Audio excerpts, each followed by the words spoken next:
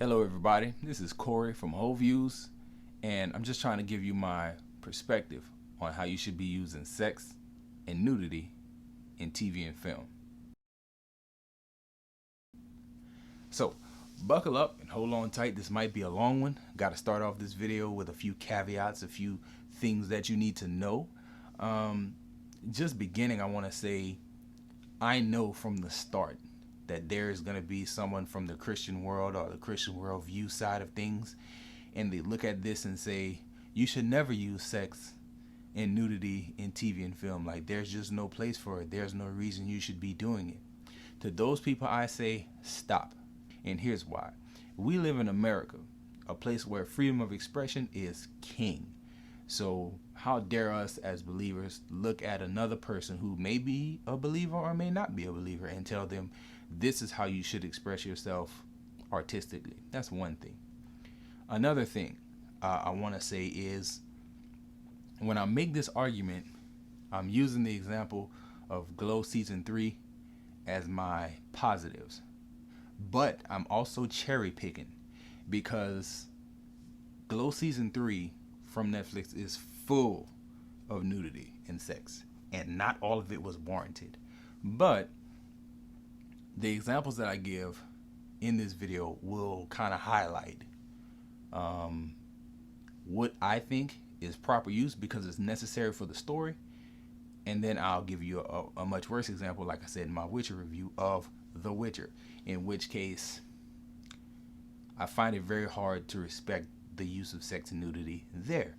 So in season 3 of Glow, a young actress by the name of Sunita Mani and Shakira Barrera, these two ladies share a scene. It's a lesbian love scene. I want to say this is episode 3, but in this episode, the character that Shakira is playing is way more comfortable with her sexuality, and she is pursuing Miss Mani's character. And in that pursuit, it shows you how uncomfortable the character that Miss Mani was playing was. Now, a person who's watching it and just watching it may not catch that this scene between these two women sets up the entire episode. And from a review standpoint, like as I watched it, I didn't think about this, but from a review standpoint, I look at it and I say, if you take that scene out, you don't have an episode arc for Ms. Mani's character. If you watch the season in its entirety, you don't have a beginning of an arc for Ms. Mani's character. Now, sure, a director could have added a scene at another point and gave her a different starting point, but the showrunners felt this is where we want to start her journey, and as a viewer, you kind of got to accept what the directors give you, and that was their starting point, and I felt like it was appropriate. Now, I think Miss Barrera, Miss Shakira Barrera, I believe she is fully nude in that scene, and throughout the season, Miss Mani's character actually never gets nude, even though they kind of revisit the chemistry between those two later, I think in that episode, or maybe in another episode. But regardless, we know that characters were nude and carrying out a sex act on film, but at least it was useful for the story arc of a character from a starting point and also from an episode standpoint. So that is, to me, acceptable. Another character I want to talk about from Glow Season 3 would be Chris Lowell, who plays the character of Bash. So, backstory, Glow is about a ladies wrestling show that actually took place in the 80s. And I actually have very faint memories of seeing something along these lines. I'm not 100% sure, but I have a feeling that I watched clips of this as a child. But anyway, as far as the show is concerned, the character of Bash is the producer of the show. And from season 1, like the first time you see him on film, you can kind of assume that his sexuality is an issue. Uh, if not for him, then his family. And you're following this character from season 1, that's 10 episodes, into season 2, another 10 episodes, and now you're in season 3. Backstory: at the end of season 2, he gets married. It's kind of for the benefit of another character, and it's a lady, and you don't know how far they're going to take things as far as his marriage is concerned. Season 3, they kind of confirm a lot of that, like, no, they have sex scenes, and they are they are a real married couple. They're not acting.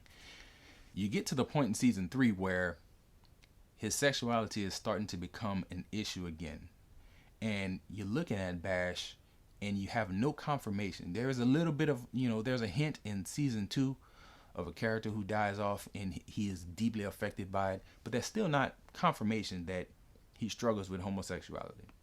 So you get through all of season 3, and you get to the tail end of the season, and you get a threesome scene between the character that plays his wife, another character who is introduced in season 3, and the character of Bash, Chris Lowell. So it is a pretty graphic scene. I was kind of shocked at where it went. I was like, whoa, Bash, what are you doing? As an engaged viewer, I'm like, Bash, like, this is not what the plan was. You are going way off script, the way it started. And then you start to see him really engage in what's going on. And I'm like, oh, okay, so now this is our confirmation. Like, if you are a person who was kind of on the fence and not knowing what was going on with Bash, this pretty graphic sex scene explains everything you need to know about his desires that he's kind of fighting against.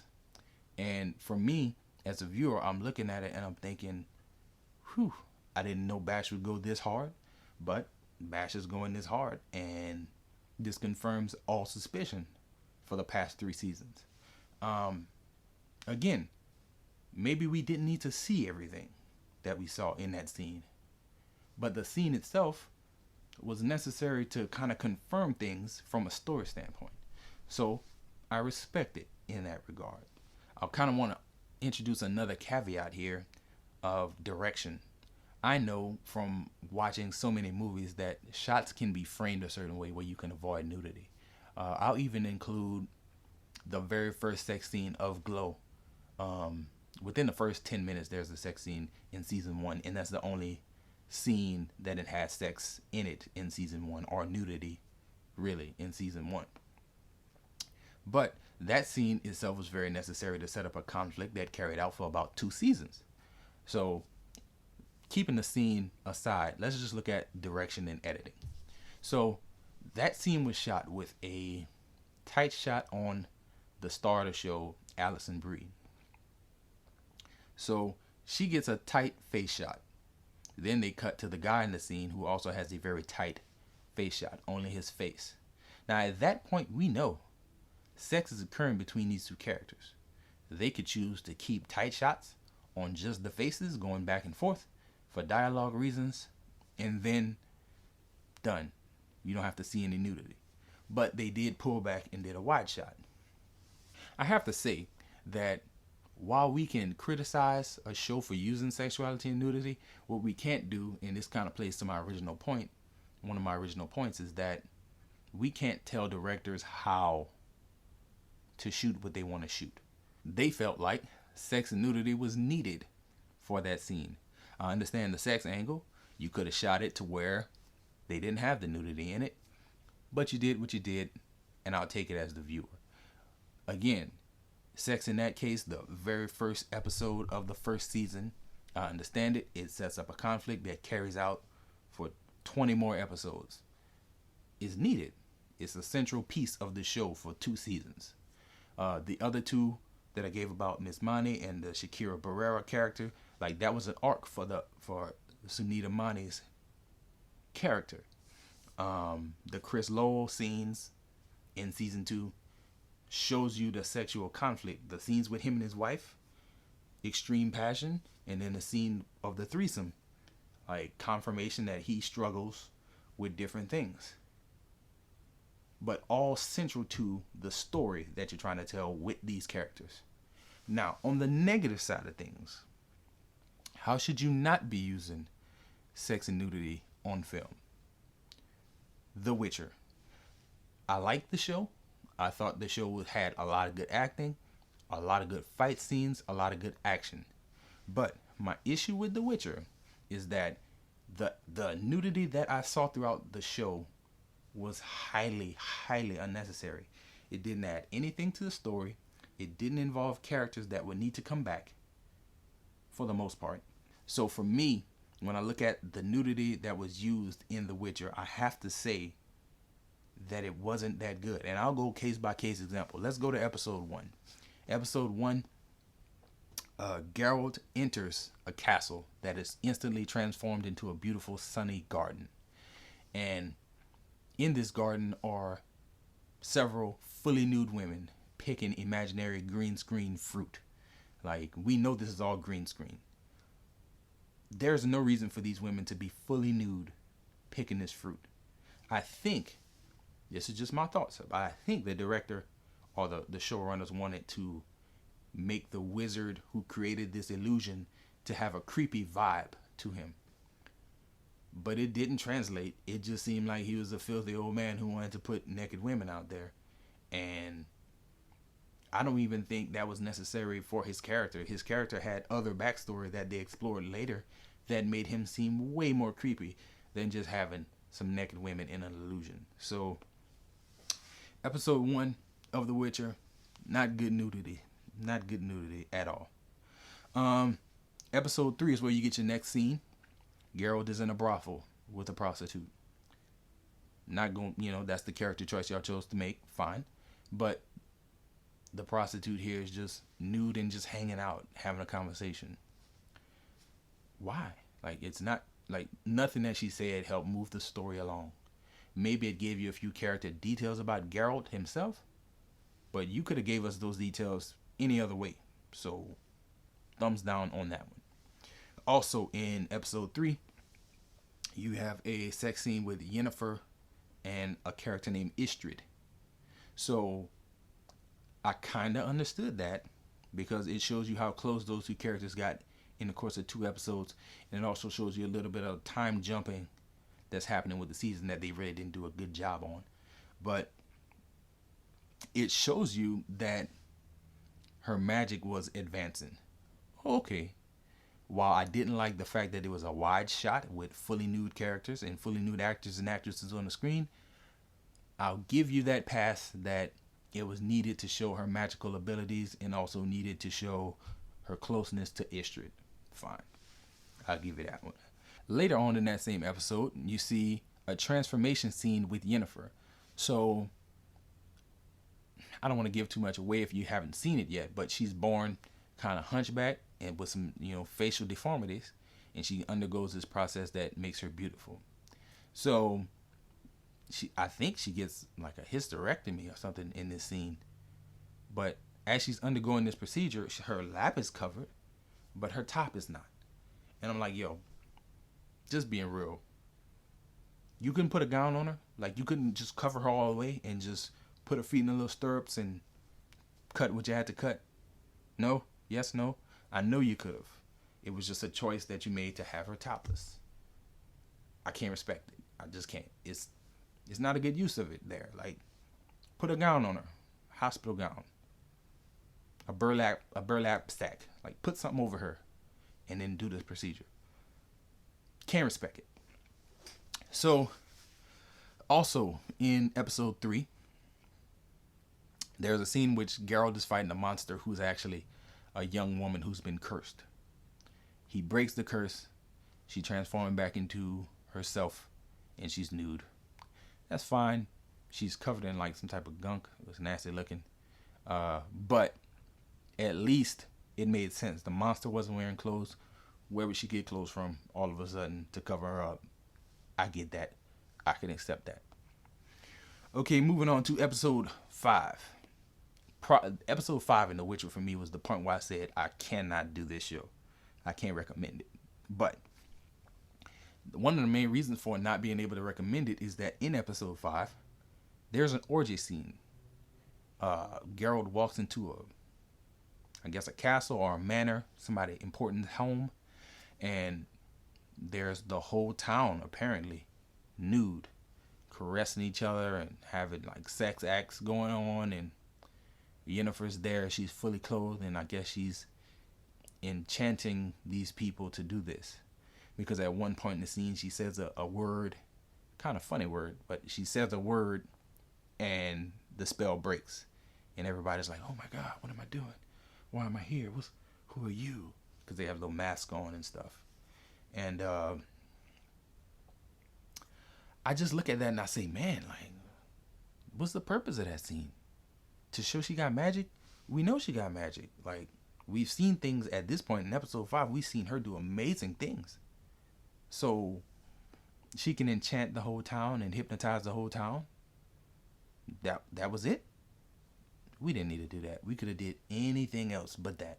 But we chose to do that and just have a bunch of naked people on the screen for a good period of time.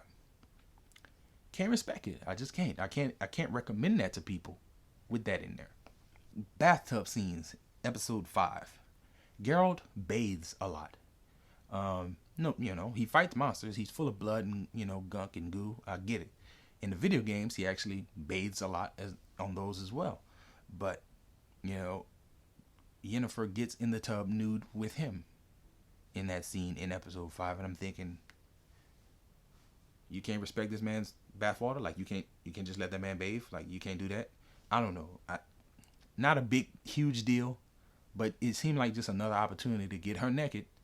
Like, she could have carried on her conversation from the side instead of get her in the pool and get her nude.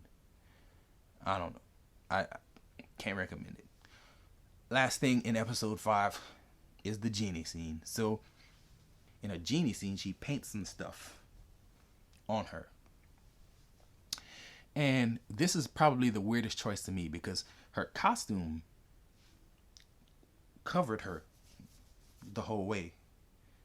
But at the start of this genie scene, like, she opens it at the bottom and she paints some stuff on her.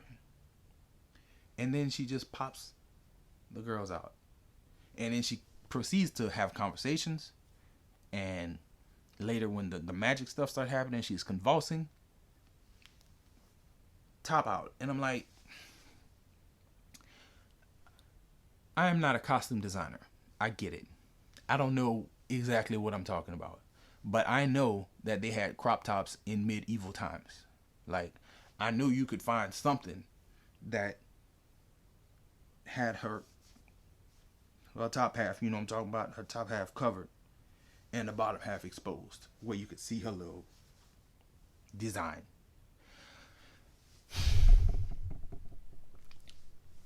I don't know. Maybe I don't know what I'm talking about, but when I look at that scene and I look at the Yennefer character, I'm thinking to myself, you could have did better as a costume designer here. I know there's a medieval crop top where you could have hid the girls and still had the design on the abdomen, but you chose not to do that. Can't recommend it to families because you got her walking around with her breasts out for 10 minutes, having conversations and convulsing. You could have did better, I think. And the most commendable part of The Witcher was episode 6, where you had a montage of sex scenes between the character of Yennefer and the character of Geralt. And you see them have sex several times to kind of show they had multiple run-ins over time. But there's no nudity. I don't know why they didn't choose to do the nudity in those scenes, or, the order in which they shot them. But I think, wow, you choose to use it gratuitously in some places, and then in other places, you totally avoid it. I think if you can avoid it, why not avoid it? I know in certain cases, the actress who plays Yennefer, she was the body double in season 1, episode 3 of the wide shots. Like, anything that was a wide shot in that long scene in episode 3, that was a body double. Because maybe an actress or an actor is not comfortable being fully nude in front of a large group of people like this. So that's the whole point for me making the video and trying to help people with their conscience, or help people make a decision on what's appropriate and what's not, because If an actress has to get a body double because she's uncomfortable, maybe as a director you choose to shoot it differently. I know the lead actress from Glow, Alison Brie, said it's not like she was against using nudity, but she wanted to wait until there was a project that she felt it was necessary. And I think that's how you should do it in every TV show. If you're going to include it in a way that is related to the story. Include it in a way where the actress or actor on the set is not overexposed to large groups of people. There are people holding microphones, lights, cameras, makeup, costume design. There's so much going on a movie set that you don't necessarily want to have people fully exposed like this for long periods of time. So I would definitely say Glow is not the best example. But if you look at the scenes that I cherry picked, those scenes make sense. Witcher is not all horrible, but it's not all good either. And I think in that case, there's more bad than there is good. In the case of Glow, it's probably also, I didn't review it, but there's probably also more bad than good. But when I look at those few examples that I gave, those are the examples that I can respect. That's the way I would like to see it done, if it has to be done on TV and film. I pray that you enjoy yourself and you guard your heart, and I pray that you come back and see me on the next one.